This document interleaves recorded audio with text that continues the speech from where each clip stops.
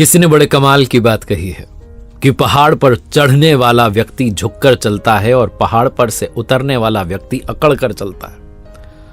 कोई झुककर चले तो समझ जाओ कि ऊंचाई पर जा रहा है और अकड़ कर चले तो समझ जाओ कि नीचे जा रहा है।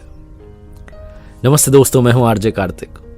दो बौद्ध भिक्षुओं की कहानी है। मठ में रहते थे, एक बुजुर्ग थे, दूसरे जूनियर थे, अभी अभी भिक्षु बने थे, अभी अभी साधक बने थे, सन्यास के रास्ते पर चले थे। एक दिन उन्हें मठ छोड़ करके किसी दूसरे नगर में काम से जाना था।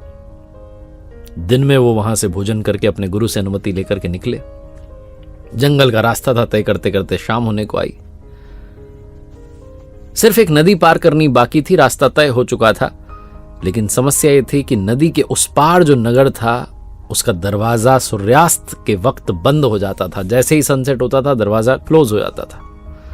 जैसे ही नदी के इस पार थे, ये जंगल का रास्ता पार करके पहुंचे तो इन्होंने मांझी को ढूंढा। फटाफट से एक नाविक को ढूंढा, नाव वाले से कहा, भाई साहब पार करा दीजिए, और कहा जल्दी पार कराइएगा।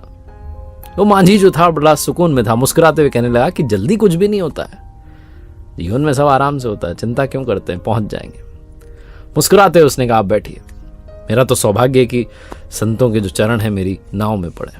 उन दोनों बौद्ध भिक्षुओं को बैठाया और नाव पार कराने लगा। बार बार ये दोनों दबाव बना रहे थे, कह रहे थे स्पीड में चलो, तेज भगाओ, दौड़ाओ, निकालो यहां से।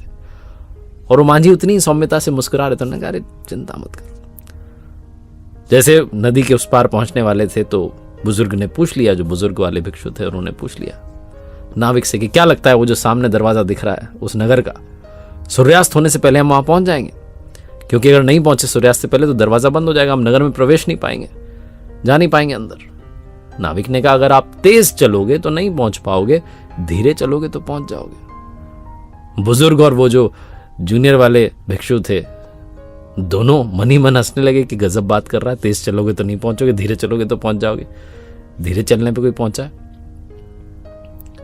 नदी के उस पार पहुंचे और जैसे ही नाव में से उतरे दौड़ के भग करके चलने लगे, तेज तेज तेज तेज। उबड़ खाबड़ रास्ता था, झाड़ियां थी, पत्थर रखे थे बड़े बड़े। जो बुजुर्ग वाले भिक्षु थे वो उलझ करके गिर गए उल्टे मुंह में से खून बहने लगा, जोर से चीखे। तो जूनियर वाले ने पीछे पलट करके देखा, कह रहे मेरे जो सीनियर हैं, गुरुजी हैं, ये तो गिर गए। उसके मन से वो ख्याल तो चला गया कि जाना है वहां जाकर के नगर में प्रवेश पाना है। उसने कहा पहले इनका इलाज कराना, उपचार कराना है। आवाज दी नाविक को, बुलाया मांझी को कि आओ मदद करो। मांझी आया, आकर के कहने लगा कि मैंने बोला था तेज चलोगे नहीं पहुंचोगे, धीरे चलोगे पहुंच जाओगे, आपने समझा ही नहीं। वो जो नए नए बने थे भिक्षु, उन्होंने कहा, अरे पहले इनको लेके चलो गुरुजी को, इनको ठीक करो। आपकी झोपड़ी कहाँ रहते हैं आप? मांझी अपनी झोपड़ी में ले गया, आदर सत्कार किया, भोजन कराया, उपचार करवाया। उसके बाद कहने लगा कि आप क्षमा करें, आप ज्ञानी बहुत हैं, लेकिन मैं भी आपको ज्ञान ही की बात समझा रहा था कि तेज चलोगे नहीं पहुंचोगे। रास्ता उबड़ खाबड़ था, पत्थर थे, झाड़ियां थी, आप तेज भागने लगे। मैंने कहा था ना आराम से जाओगे तो पहुंच जाओगे। आप पहुंच जाते, नगर में प्रवेश पा लेते, वहां विश्राम कर रहे होते बजाय कि मेरी झोपड़ी में। छोटी सी कहानी उन भिक्षुओं की, मांझी की, नाविक की नहीं है, आपकी और हमारी कहानी है। आज की इस भागती दौड़ती जिंदगी में सब कुछ हमें तेजी के साथ चाहिए, फटाफट पहुंचना है।